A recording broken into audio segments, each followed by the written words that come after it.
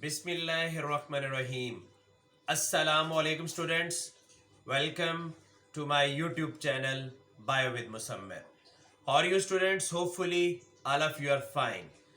Students, national book foundation chapter number 6 से आज हम एक टॉपिक को डिस्कस करेंगे और वो टॉपिक है बैक्टीरियल ग्रोथ। अब देखिए स्टूडेंट्स, ग्रोथ किस चीज को कहते हैं? ग्रोथ जनरली हम कहते हैं increase in the size of a cell or increase in size of an organism. अब जो बैक्टीरियल ग्रोथ है, बैक्टीरियल ग्रोथ टू टाइप्स की होती है, जिसमें हम increase in size of cell को कंसिडर करते हैं और इसी तरह से increase in number of cells. यानी बैक्टीरिया का सेल जो है, जब वो अपने साइज में इंक्रीज लेकर आता है तो उसको भी हम ग्रोथ का नाम देते हैं। और जब बैक्टीरियल सेल्स का नंबर बढ़ता है, यानी अगर एक सेल है तो उससे 2 सेल्स बन जाएंगे और 2 सेल्स से 4, 4 से 8, 8 से 16, 16 से 32 एंड सो ऑन। इसी तरह जब नंबर बढ़ेगा तो इस नंबर को भी हम ग्रोथ का नाम दे सकते हैं।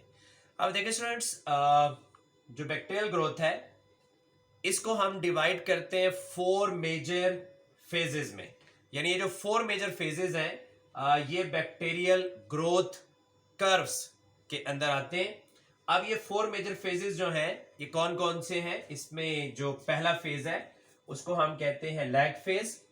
The second phase is called log phase, third phase is called stationary phase और fourth phase is called death and decline phase. अब देखते हैं स्टूडेंट्स इन तमाम फेजेस को। तो इसमें जो सबसे पहला फेज है जिसको हम कहते हैं लैग फेज, हम इन फेजेस को अंडरस्टैंड करेंगे और साथ जो है इसको हम एक ग्राफ में देख लेंगे। यहाँ पे आप स्टूडेंट एक ग्राफ देख सकते हैं जिसमें ये सारे के सारे जो फेजेस हैं उनको शो किया गया है। इसमें y एक्सिस में हम ले लेते हैं नंबर ऑफ सेल्स को और x एक्सिस में हम ले लेते हैं टाइम को आवर्स में। तो ये जो number of cell exponentially increase हो रहा है इसको हमने y एक्सिस में ले लिया और टाइम को हमने x एक्सिस में ले लिया। अब देखिए स्टूडेंट, जो सबसे पहला फेज है उस फेज को हम कहते हैं लैग फेज। अब देखिए स्टूडेंट, लैग फेज में जब बैक्टीरिया किसी नए इन्वायरमेंट में जाते हैं, फॉर एग्जांपल कुछ बैक्टीरिया किसी नए इन्वायरमेंट में गए तो स्टार्ट में वो जो बैक्टीरिया हैं उनके अंदर बिल्कुल ग्रोथ नहीं होती, उनका नंबर जो है वो इंक्रीज नहीं होता। तो यानी आप कह सकते हैं कि जो लैग फेज है, lag phase is the phase of no growth. यानी ये वो फेज है जब बैक्टीरिया बिल्कुल ग्रो नहीं कर रहे होते। अच्छा, बैक्टीरिया की बॉडी के अंदर उनके सेल में क्या हो रहा होता है? बैक्टीरिया के सेल के अंदर विगोरस मेटाबॉलिक एक्टिविटीज परफॉर्म हो रही होती हैं। उनका मेटाबॉलिज्म जो है वो विगोरसली परफॉर्म हो रहा होता है सेल के अंदर और इसी तरह से इंजाइम्स एंड इंटरमीडिएट्स फॉर्मेशन हो रही होती है। बहुत सारे इंजाइम्स बन रहे होते हैं और कुछ इंटरमीडिएट कंपाउंड जो हैं वो सेल के अंदर बन रहे होते हैं लैग फेज के दौरान। अब देखिए स्टूडेंट्स, क्योंकि बैक्टीरिया ने इस फेज के बाद डिवाइड करना है, अगला जो फेज आएगा वो रैपिड डिवीजन का फेज है। तो इस फेज में बैक्टीरिया क्या करते हैं? बैक्टीरिया प्रिपरेशन करते हैं। और किस चीज की प्रिपरेशन करते हैं? ये बैक्टीरिया प्रिपरेशन करते हैं of protein for sale division. यानी कुछ ऐसी प्रोटीन्स बनाते हैं जो कि सेल डिवीजन के लिए ज़रूरी होती हैं, और इसी तरह से कुछ ऐसे इंजाइम्स बनाते हैं जो कि सेल डिवीजन के लिए ज़रूरी होते हैं। यानी इसका मतलब ये है कि इस फेज के अंदर प्रिपरेशन होती है बैक्टीरिया की फॉर सेल डिवीजन। अब जो बैक्टीरिया एक न्यू इन्वायरमेंट में पहुंच गए हैं, लैग फेज के दौरान वो बैक्टीरिया वहां पे अडेप्टेशंस करते हैं, क्योंकि वो इन्वायरमेंट जो है वो उन बैक्टीरिया के लिए सुटेबल नहीं होता, तो वो बैक्टीरिया जो है उस इन्वायरमेंट में अपने आप को अडेप्ट करते हैं पहले।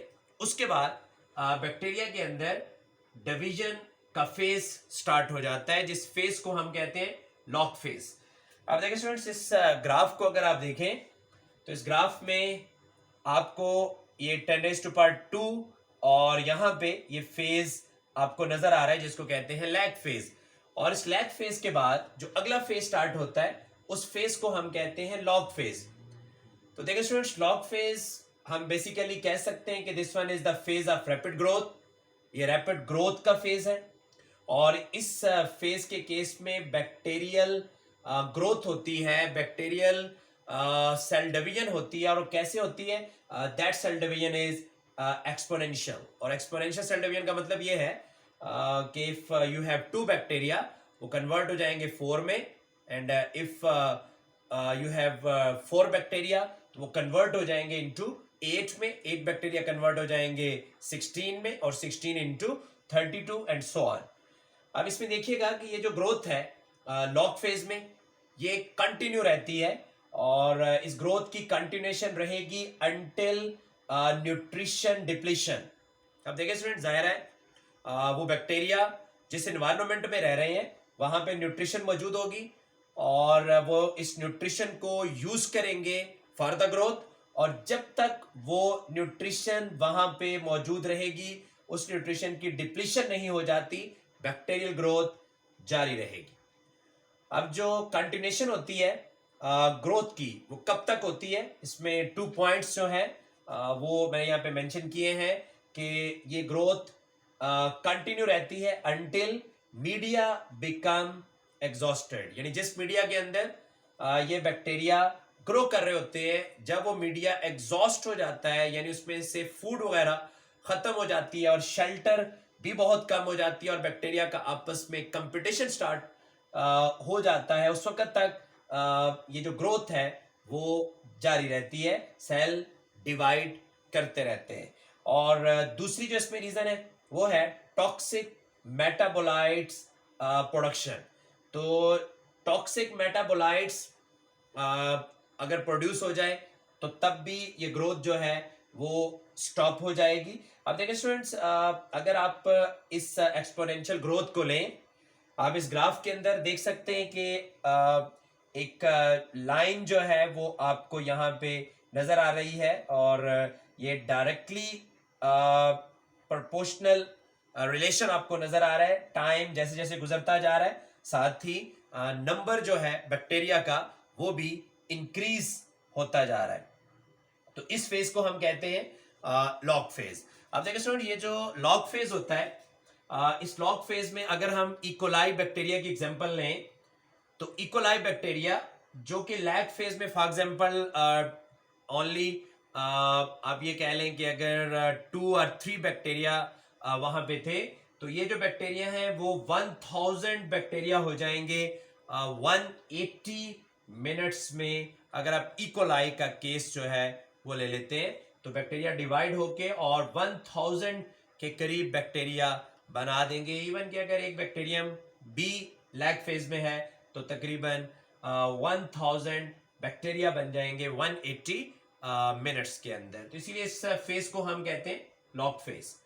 अच्छा जी, उसके बाद जो थर्ड फेज है उसको हम कहते हैं स्टेशनरी फेज। अब स्टेशनरी फेज का मतलब क्या है?